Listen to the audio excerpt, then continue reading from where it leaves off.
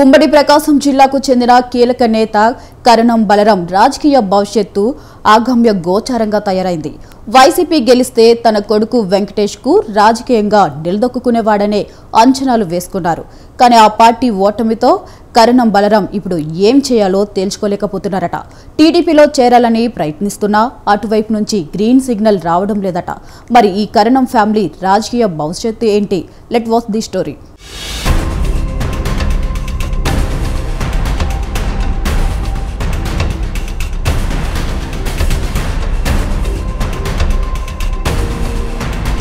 YCP నాయకుడు పార్టీలో కొనసాగలేకపోతున్నారా? కొడుకు రాజకీయ భవిష్యత్తుపై ఆందోళన చెందుతున్నారా అంటే అవుననే సమాధానం వస్తుంది. సాధారణంగా రాజకీయ నేతలు అన్ని రకాల పదవులు చేపట్టాలని కోరుకుంటారు. కానీ అవకాశం మాత్రం కొందరికే దక్కుతుంది. కొందరికి మాత్రం కొన్ని అవకాశాలు వచ్చినట్టే వచ్చి జారిపోతాయి. అటువంటి నాయకుడే ఉమ్మడి ప్రకాశం జిల్లాకు చెందిన కరణం బలరాం. ఎమ్మెల్యేగా సుదీర్ఘకాలం పనిచేసిన బలరాం 1999లో ఎంపీగా కూడా ఎన్నికయ్యారు. అయితే ఇలా పలుమార్లు చట్ట సభలకు ఎన్నికైన బలరాం ప్రకాశం జిల్లా రాజకీయాల్లో తనకంటూ ఒక ముద్ర వేసుకున్నారు. 2019 ఎన్నికల్లో టీడీపీ అభ్యర్థిగా గెలిచి వైసీపీలోకి ఫిరాయించారు. అలా జరగకుండా ఉంటే 2024 కూటమి ప్రభంజనంలో చీరాల ఎమ్మెల్యేగా గెలిచి మంత్రి కూడా అయి ఉండేవారు. కానీ వైఎస్ఆర్ కాంగ్రెస్ పార్టీలోకి ఫిరాయించి మంచి అవకాశాన్ని కోల్పోయారని విశ్లేషకులు భావిస్తున్నారు.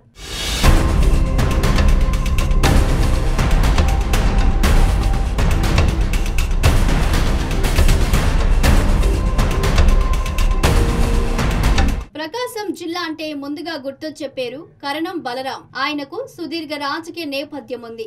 ఏకంగా మాజీ ప్రధాని ఇందిరాగాంధీ మెచ్చిన నాయకుడిగా ముద్ర వేసుకున్నారు. 1978లో ఒంగోలు పర్యటనకు ఇందిరాగాంధీ వచ్చారు. ఆ సమయంలో ఆమెపై దాడి జరిగింది. అయితే అప్పట్లో కరణం బలరాం ఇందిరాగాంధీని కాపాడి దేశవ్యాప్తంగా ప్రాచుర్యం పొందారు. ఇందిరాగాంధీ ఆయనను ప్రోత్సహిస్తూ అద్దంకి అసెంబ్లీ నియోజకవర్గ టికెట్ ఇచ్చారు. అలా అసెంబ్లీలో అడుగు పెట్టారు కరణం బలరాం. కానీ ఏపీలో మారిన రాజకీయ పరిస్థితుల నేపథ్యంలో తెలుగుదేశం పార్టీ గూటికి చేరారు బలరాం. ఆ పార్టీలో ఒక వెలుగు వెలిగారు. ప్రకాశం జిల్లా టీడీపీ అంటేనే బలరాం అన్నంతగా పరిస్థితి మారింది. 1999లో ఒంగోలు పార్లమెంటు సభ్యుడిగా కూడా ఎన్నికయ్యారు. అయితే అంతటి మంచి బంధాన్ని తెలుగుదేశం పార్టీతో తెంచుకొని తప్పు చేశానన్న పశ్చాత్తాపంతో ఉన్నారట కరణం బలరాం.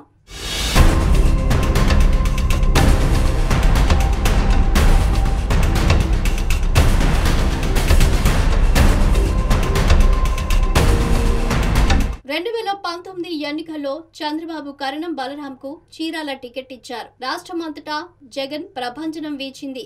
కానీ అంతటి ప్రభంజనంలో సైతం చీరాల నుంచి గెలిచారు కరణం బలరాం. కానీ కొద్ది రోజులకే రకరకాల ఒత్తిళ్లతో వైఎస్ఆర్ కాంగ్రెస్ పార్టీలో చేరిపోయారు. 2024 ఎన్నికల్లో తాను తప్పుకొని కుమారుడు వెంకటేష్ కు టికెట్ ఇప్పించుకున్నారు. కానీ కూటమి ప్రభంజనంలో వెంకటేష్ కు దారుణ పరాజయం ఎదురైంది. అప్పటి నుంచి టీడీపీలోకి వచ్చేందుకు ప్రయత్నాలు చేస్తున్నారు. కానీ వర్కౌట్ కావడం లేదన్న టాక్ వినిపిస్తుంది. టీడీపీ గేట్లు తెరుచుకోకపోవడంతో ఆయన ప్రస్తుతం సైలెంట్ గా ఉన్నారు. వైఎస్ఆర్ కాంగ్రెస్ పార్టీలో కూడా యాక్టివ్ గా లేరు. మరోవైపు కొత్త నేతలు పుట్టుకొస్తున్నారు. రకరకాల సమీకరణాలు తెరపైకి వస్తున్నాయి. ముఖ్యంగా ఆమంచి కృష్ణమోహన్ వైఎస్ఆర్ కాంగ్రెస్ పార్టీలో చేరుతారని ప్రచారం నడుస్తుంది. దీంతో కరణం బలరాం తెలుగుదేశం పార్టీ నాయకత్వాన్ని ఆశ్రయించినట్లు చర్చ జరుగుతోంది.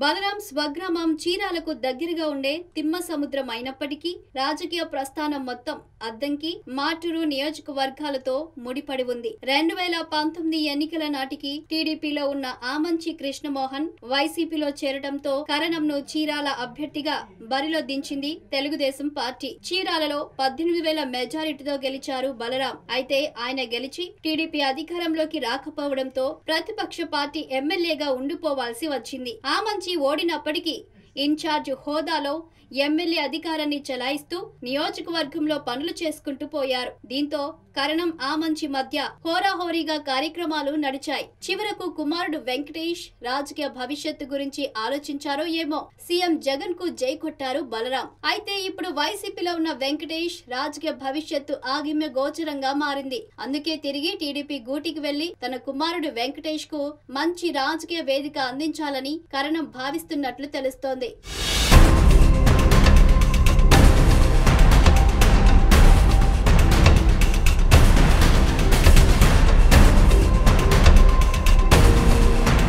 కూటమి అధికారంలోకి వచ్చిన తర్వాత సీఎం చంద్రబాబును కరణం బలరాం కలిశారు. ఓ వివాహ వేడుకలో ఏకాంతంగా కలిసి చర్చించారు. టీడీపీలోకి వస్తానని తన అభిప్రాయాన్ని వ్యక్తం చేశారు. దీంతో కరణం బలరాం టీడీపీలో చేరడం ఖాయమని ప్రచారం సాగింది. అయితే ఇంతవరకు చంద్రబాబు గ్రీన్ సిగ్నల్ ఇవ్వలేదు. కరణం బలరాం వచ్చేందుకు ఆసక్తి కనబరుస్తున్నా ప్రకాశం జిల్లా టీడీపీ క్యాడర్ మాత్రం ఒప్పుకోవడం లేదు. అందుకే కొద్ది రోజుల తర్వాత కరణం బలరాం విషయంలో చంద్రబాబు ఒక నిర్ణయానికి వచ్చే అవకాశం ఉంది. మరి కరణం ఫ్యామిలీ విషయంలో చంద్రబాబు ఎప్పుడు నిర్ణయం తీసుకుంటారో వేచి చూడాలి.